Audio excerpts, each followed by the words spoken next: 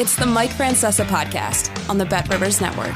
Hello again, everybody, and welcome to the Mike Francesa podcast. Day one of the NCAA tournament is in the books, and really the tournament didn't begin until about 9:30 this evening when Kentucky found itself on the outside looking in after a brilliant performance and a clutch performance by Oakland. That really got things going. It was a quiet day until then. Not a whole lot of excitement, not a whole lot of close games, not any big upsets. And then it ended tonight with some controversy that is going to continue, and there's not anything that can be done about it. But let's be honest, that was a clean block by Samford. There was they were down 1 point. That should not have been a foul. He missed the dunk. He didn't touch him. They gave him 2 free throws. They came down and tried a 3. They rushed the 3. They didn't get the ball out of bounds, and they wind up losing the game, a close game to Kansas. But there's going to be a lot of controversy about that call, and Samford could have joined Oakland as one of the darlings of the first round with a win against injury-riddled Kansas, which goes forward and plays Gonzaga. Like I said, there wasn't a whole lot of action or excitement early in the day. That happens sometimes. Day one of the tournament, you're waiting for the big upset. You're waiting for the buzzer beater. That's what you're looking for. You're looking for the big upset in the first round. We didn't get a whole lot of that. Some of the teams that had reputations like McNeese, and I thought McNeese would play well, they got off to a nightmarish start against Gonzaga. Hey, Gonzaga is not a team that relies on the 3. They came out and hit 8 of their first 9 threes, while McNeese was going 0 for 10. So that game was over early. If you're a upset-minded team, if you are the mid-major looking to beat a Gonzaga or beat somebody in an upset, like Oakland did to Kentucky, you need to play well early. You need to have a lead. You know the big team's going to run at you, and then you got to hold them off and make some plays. And that's usually the way the upsets happen.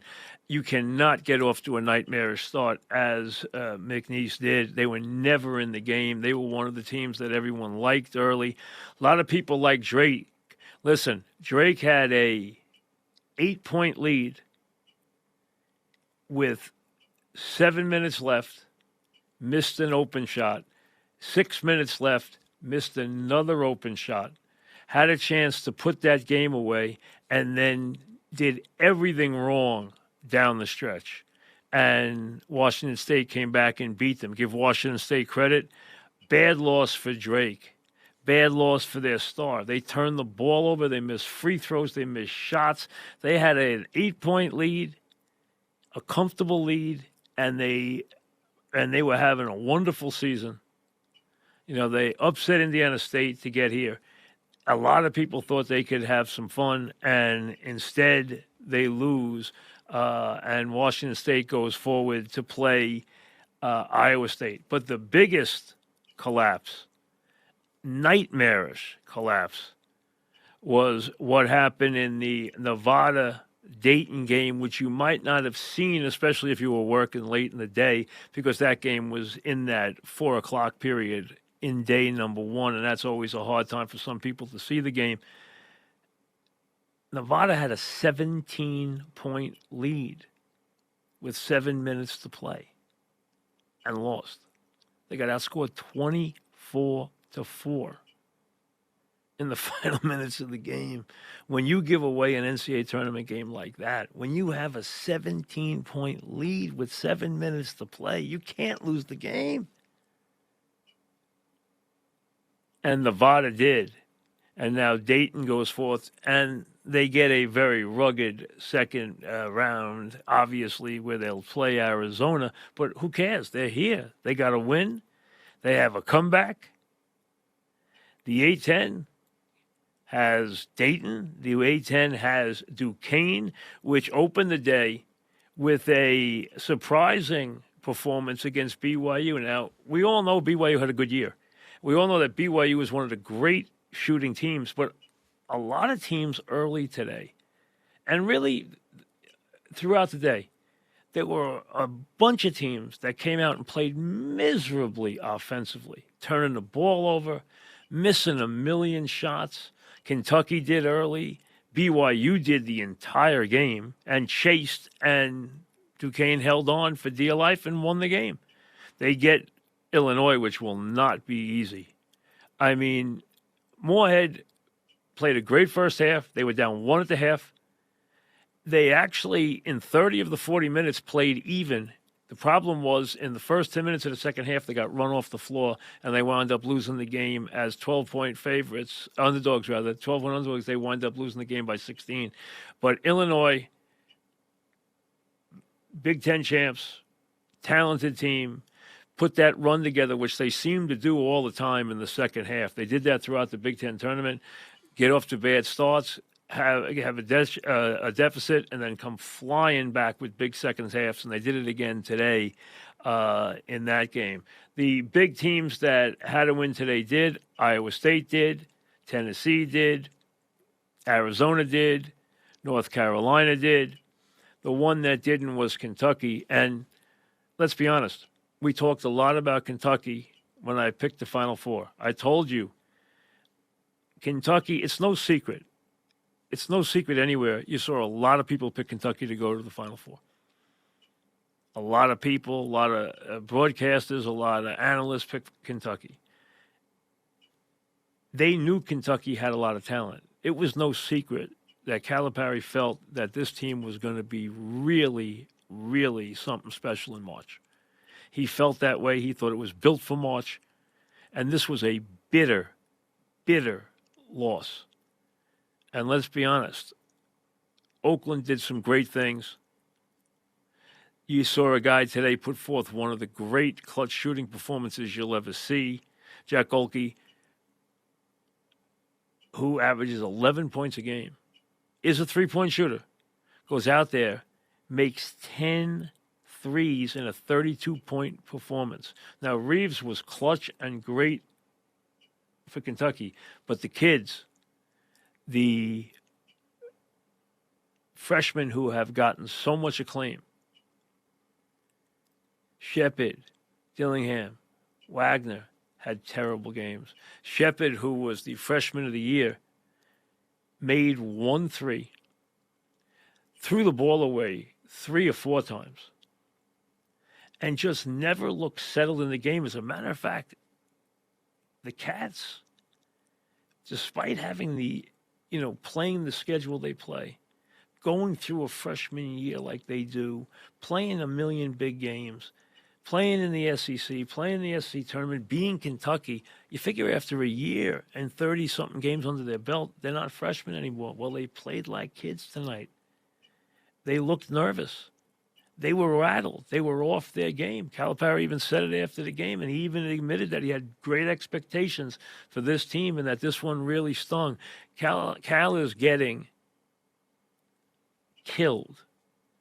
Let's be honest, in recent years, they have been awful in the NCAA tournament. They have been miserable in recent years. They've suffered some terrible defeats, and you're seeing fire Cal stuff every year. Understand this. The buyout he has at Kentucky is astronomical. I would be stunned if he goes anywhere. It is it's somewhere above $30 million. It's not going anywhere. You think they're going to pay him off $30 million? Now, these schools have money, but not that kind of money. Nobody wants to pay a coach that kind of money. I mean, he makes a lot of money. It makes, close to $10 million a year. But his buyout is astronomical, and there's no way they're buying that out. So he's not going anywhere, despite the screams and the yells and what's going on in social media, obviously tonight, because he's getting, killed everywhere. As you would expect. A lot was expected from a team, and that's why I agonized. I went over and over and over and said, I don't want to pick him because I just can. despite the fact I know that they are loaded with talent, could get on a major roll. And if they had survived this game, they might have gotten on a major roll. But they didn't survive the game.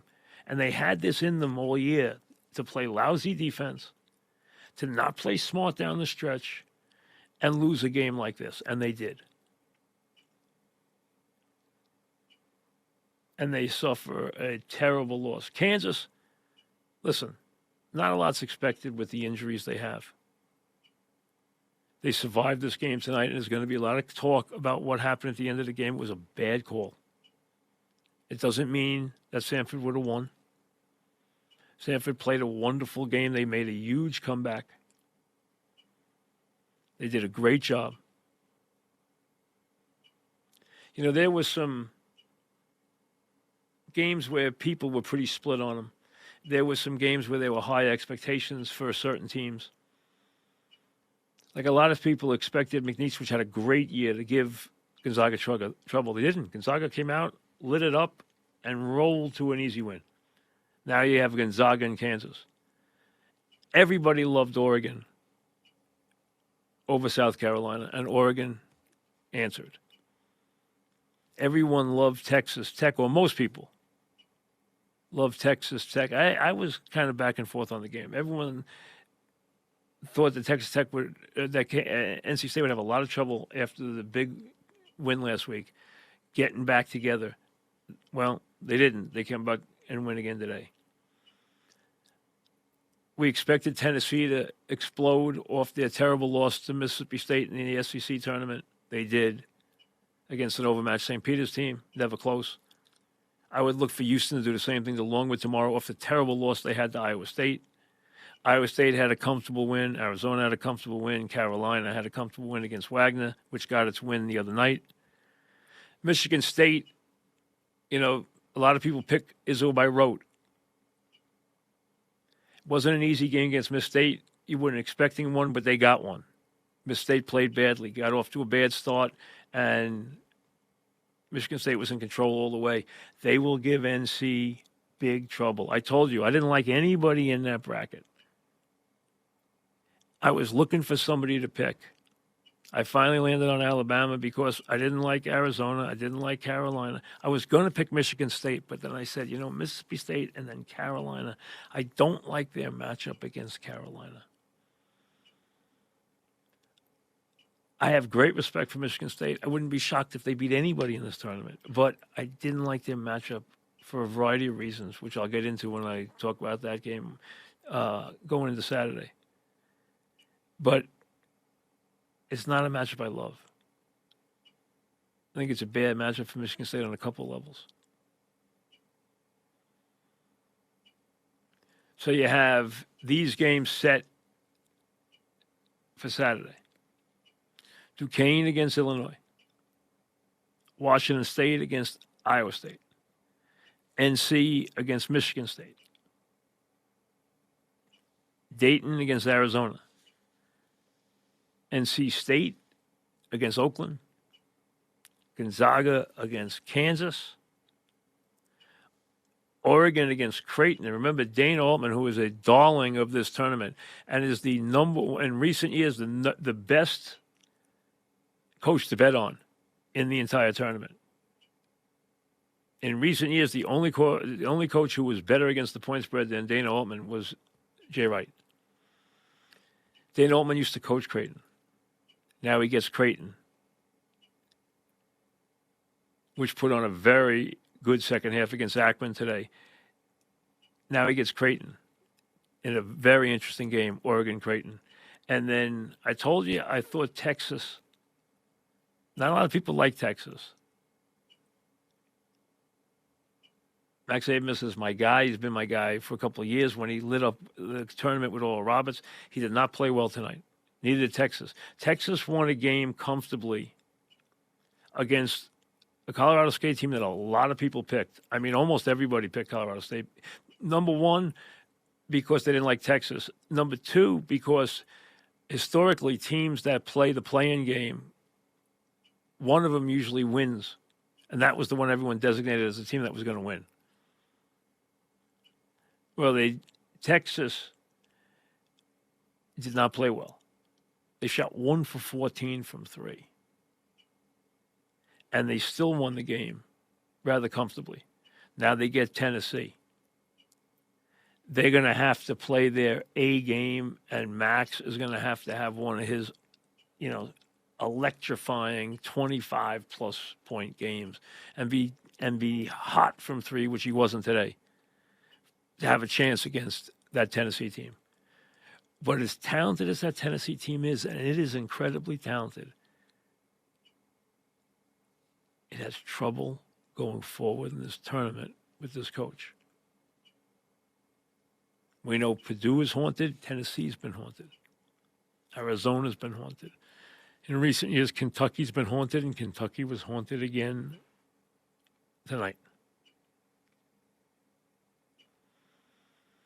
And a lot of people are going to be yelling about how the Kansas game ended. But don't blame Kansas. It's not their fault. They led this game almost the entire way. And although I would have loved to seen Samford coming down the floor with the ball, down 1, with a chance to pull the upset, it's not Kansas's fault that the call was made. It was a bad call. It was a really bad call. And, unfortunately, we have to live with it. There's not much we can do there.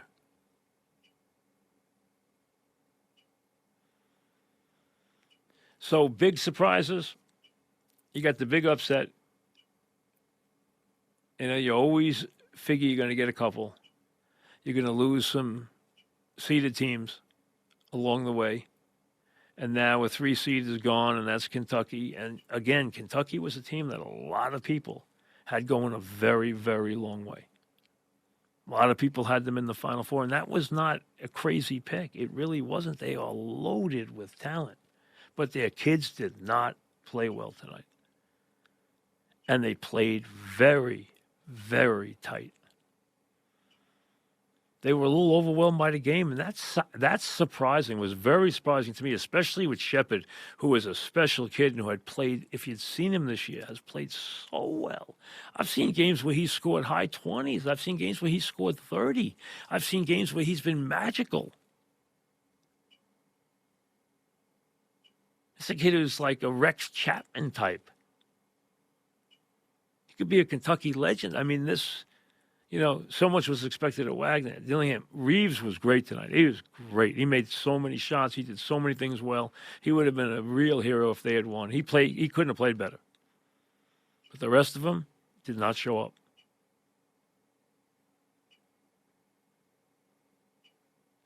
So it wasn't a day of a million close games and a million buzzer beaters.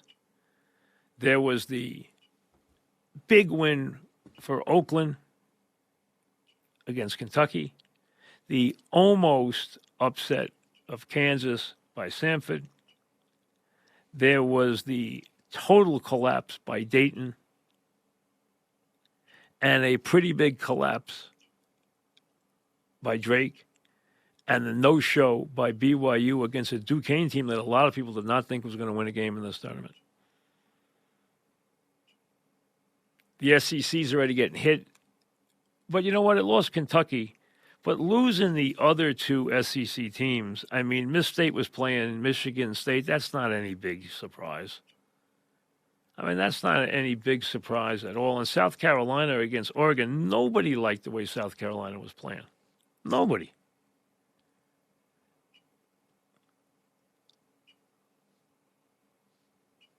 I gave you South Carolina. I gave you South Carolina and Kansas as teams I didn't like. I didn't like Arizona. I don't like Arizona. They didn't cover today. I don't like them. I know. I understand that West is very soft. I just don't love them. I know they're talented. I just don't love them. They won today, didn't cover. South Carolina lost outright. Kansas could have easily lost outright. but they're banged up. So is Marquette banged up. So is Florida banged up. You got to take that into account. And I got to take a hit on McNeese because I thought McNeese was going to play really well, and they stunk the joint out. So kudos to Gonzaga and to their fans, and it was never a game. McNeese did not show up. They made the final score look good by, having a good last 5 minutes and making the game, representative. At one point, they were down over 30. I thought Michigan State would win. I thought Oregon would win. I have to admit, I thought Drake would win. And Drake should have won, but they messed it up. They did everything wrong in the last 5 minutes. If you're going down the stretch of these games, you can't have your star miss shots. You can't have your star turn the ball over, and you can't miss a bunch of free throws. And they did all of that, and they blew a lead. But what happened to Nevada was just ugly, and that one's gonna hurt for a long time, as will Kentucky. We'll see you tomorrow. Thanks for listening to the Mike Francesa podcast on the Bet Rivers Network.